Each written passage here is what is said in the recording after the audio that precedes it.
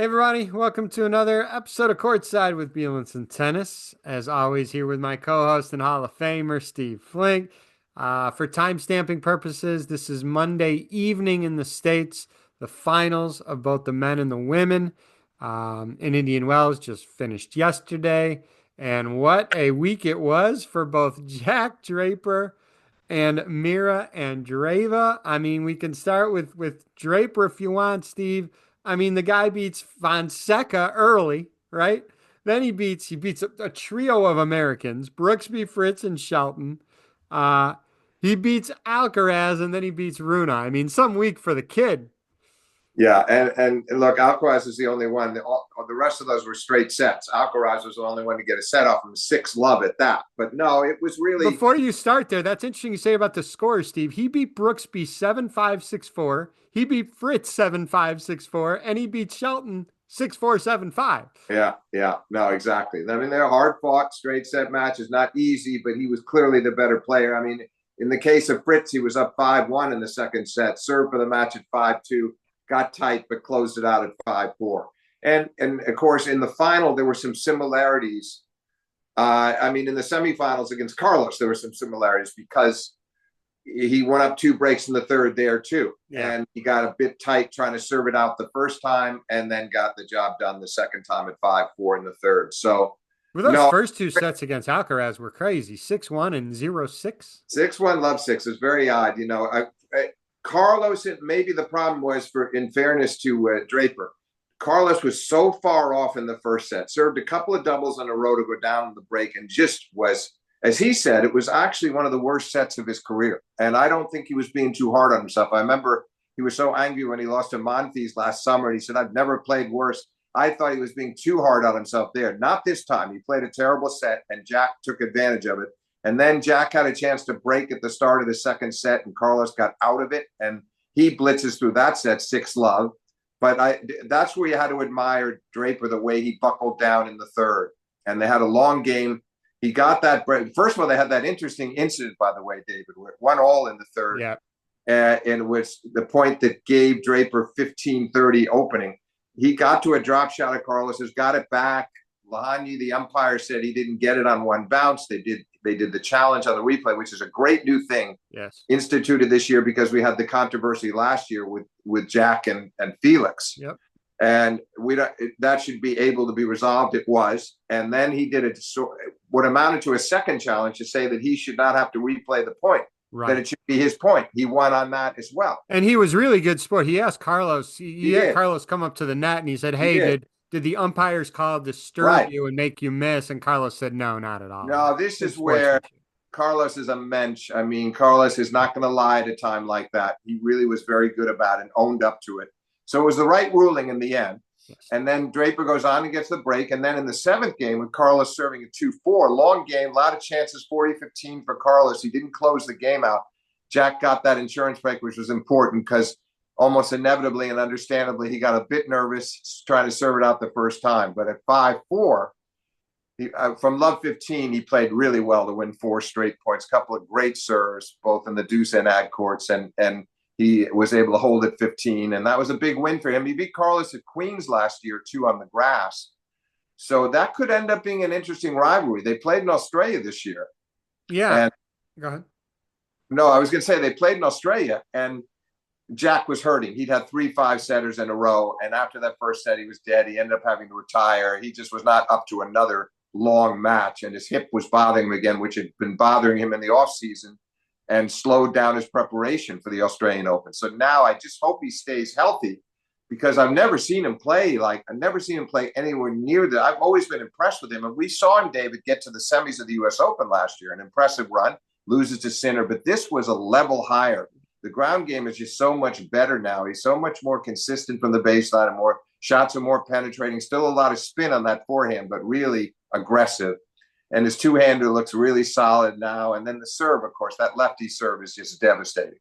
So I just feel like we now have a guy that's well on his – I'd be shocked. I'm going to give you another one of my predictions. If he doesn't end this year in the top 5 and in the world, I will be shocked. Wow. A Yeah. lot of people are talking about, dark horse. I don't know if you're really a dark horse, but he can go extremely, extremely far in Wimbledon Oh, as he could well. win. He could win Wimbledon. He actually could win it. I mean, I, it's I want not. to go back to Carlos for a second because he made Yeah. some interesting post-match comments, and it kind of dawned on me that he said he was so nervous and so focused on his opponent as opposed to just what he needs to do to prepare for himself to win a match. And this, I know Carlos had some pressure. He wanted to win this tournament 3 times in a row. But Steve, this was not Carlos's most biggest match of his career. He's No, played bigger no, but matches of this. And to have that mindset on this type of match, sure, it's a big final. Some say it's the fifth slam, but in comparison to some other matches, he's played bigger matches, Steve. No, oh, no I doubt agree. about it. And that I surprised me that he had that mindset going in. I agree with what you're saying, but he complicates things sometimes. He overthinks. I remember when he played Djokovic in the big, terrible cramping, all Yep. body cramps against Djokovic at the 23 French in the semis, where they had a couple of great sets, and then he was ruined after that, and he just barely could finish the match and lose in four. And he talked afterwards about how so much of it he thought was brought on by the sort of the aura of Djokovic, the pressure he was putting himself on, knowing what he was up against. So there are times when I think he needs to just go a little easier on himself, and that's something he could talk to Juan Carlos Ferrero about and his advisors. It means a lot to him, but he's got to learn. He's got to be relaxed. And when he is, we've seen what he can do when he does not. When he does not get things out of whack in his mind, and he just prepares normally, he can be one of the great clutch performers, one of the best. He is the best shot maker in the game, and so I just feel like that's all right. It's another learning experience. He also did compliment, by the way, we should say, David, he was very complimentary about Draper. Oh, yeah, without a And doubt. and he knew Draper was headed potentially, as he is now, at number 7 in the world. And he felt like he belongs there. And he was very clear to say that. So I was glad that he added that. So it wasn't a one-sided assessment. Critical of himself, knew what had gone wrong from his end, but also understood how well Draper is playing. And I mean, that was just the semi that we were talking about with Draper and Alcaraz. I mean, Draper beats Holger Rune. Rune had a great tournament too, including beating Medvedev in the semis. But Draper wins 6-2, 6-2. I was not surprised. Maybe I thought the score would be a little bit closer, but the way Draper had played all week, I would have been shocked if Draper didn't close that out yesterday. Well, I thought Draper was going to win too, but I had some friends of mine who were pretty knowledgeable who felt like Rune might do it. And maybe the pattern of Rune's two-handed cross-court backhand into Jack's forehand, well, he didn't get to do that very often. Jack was so dominant off his forehand, and he often went and broke down Rune's forehand. It was, as he said later, he dictated entirely, but it was impressive. Not quite as good in the second set as he was in the first. The scoreline doesn't show it, but it was just a terrific week to beat all the players you mentioned and then finish off by beating Alcaraz despite dropping a 6-love set and then winning a 2-2 final over Holger Rune. So I just hope he schedules wisely between now and Wimbledon. I don't expect his tremendous stuff from him on the clay. Okay, he could do well in Miami on the heels of this, Right. and then start gearing up for Wimbledon, because that's one that he can be a serious threat. And as I said, I honestly believe he's got a serious shot of winning it. How about the crowds behind him? And we'll talk about this as it leads up, but the crowd behind him at Wimbledon is going to be crazy. Exactly. And he's got to make that work. You're right, but he has to not let that be a burden and let it be An advantage. take advantage of the wind at his back and say, "This is great. I love this," and not be pressed. Because through the years, David, the British players, I've seen it so often. It happened with Virginia Wade year after year until she won in '77. But it was just, you could see it was crippling her at times, that they And wanted. Tim Henman and Andy too. And Henman, all those semifinals for Tim Henman, and then Andy finally got over the hurdle, and he ends up winning the title twice, which was nice. But they feel how much the fans want them to win, and sometimes that can be a negative. Yeah. Well, the Americans are starting to feel that too because they haven't won a slam in quite a while too. So we're starting to feel it on our end too. All right. Over to the women's side of it. Let's talk about a semifinal first that does not involve the winner of this tournament, and that was Arena Sabalenka versus Madison Keys. Going up to that match, all right, Madison Keys, this is her first tournament back. We both agreed it was so smart that she didn't play after Australia. Like, go back home, get rested. That was a whole whirlwind, a first experience for her. get on the practice court, get refreshed, and go out. And she played well. And there were some tight matches, but confidence is a beautiful thing. And in those tough points, she got through it.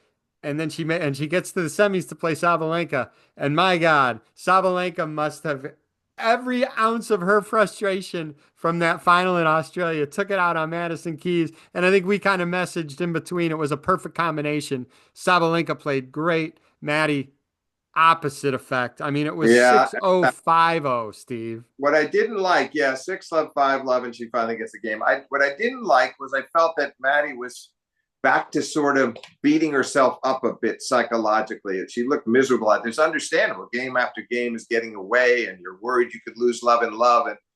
But the crowd was trying to spur her on. The conditions were rough. I The actually conditions were not easy, but that's for both players. So. yeah, but I actually thought it might affect Sabalenka more. Cool conditions, windy, and maybe Madison could take advantage of that. But that was not the case at all. And she's just got to try to get over this match in a hurry, David, because I think at the very least she went in there expecting to play her tight again, and maybe hopefully to repeat the win she had in the Australian final. But of course, as you mentioned, Sabalenka was primed for it, and she really wanted revenge, not personally, professionally. Right. She wanted to. She felt like she should have won the Australian for a third year in a row and didn't get it.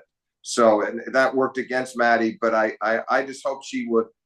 It should be easier in a way to get over this. I have always believed that the tight losses, the ones that those hurt, those sting. They're harder to take because you replay them in your mind and wonder if you just had played some of the big points just a little bit better, you might have flourished, you might have gotten the job done. But this one, you just have to wipe it out of your mind in a hurry and just move on. I think I totally agree with that mindset with this. All right, this is something interesting though. Madison Keys, her road to the Australian Open title. The round of 16, she beat Rybakina. The quarterfinals, she beat Svitolina. The semifinals, she beat Swiatek. And the final, she beat Sabalenka. Okay, Mira Andreeva, road to the Indian Wells title. Round of 16, she beats Rybakina. Quarterfinal, she beats Svitolina. Semifinal, she beats Swiatek. Final, she beats Sabalenka. That is extremely rare circumstance. It is. Who would have believed that somebody this soon could replicate the feat that Maddie's feat in Australia? It was remarkable, and it's weird. I was texting with a friend. I just had the feeling that even though she'd gotten killed by her the last couple of times, that Andreeva, that she was going to win this time, and it reminded me a bit, somewhat reminiscent of the U.S. Open final a couple of years ago when Coco Gauff came from behind to defeat Sabalenka. You think of her as a great front runner, and most of the time she is. Yeah. But the difference was I didn't feel like she imploded. I felt like she kept playing hard and just got outplayed in the end. And this kid is she's phenomenal. Again, who's to say I look at the remaining three majors and say, why shouldn't she win one of those? Why not? 17 years old, Steve. Yeah, 17, but she's going to be right in the thick of it at all the majors. And she was kind of losing her cool a bit in this match early on, but she got over it. And a couple of big games early in the second set, and I felt like once she got the lead in the second set, she was more in control of the match. And in the latter stages of both the second and third, she was really at her best. She broke Sabalenka, I think, the first game of the third set and then the last game of the match, too, for two breaks. Right. So. But very good on the big points in between to keep herself in front. And she was getting pressed hard. And I feel like that run was no accident whatsoever. And you can't beat that many good players in succession, as we said about Maddie in Australia. And this kid is I just love her backhand down there. She's great down the line shots on both sides, but her backhand down the line is tremendous. And she goes for it, and she measures it so well, and it's close enough to the sideline, but not reckless.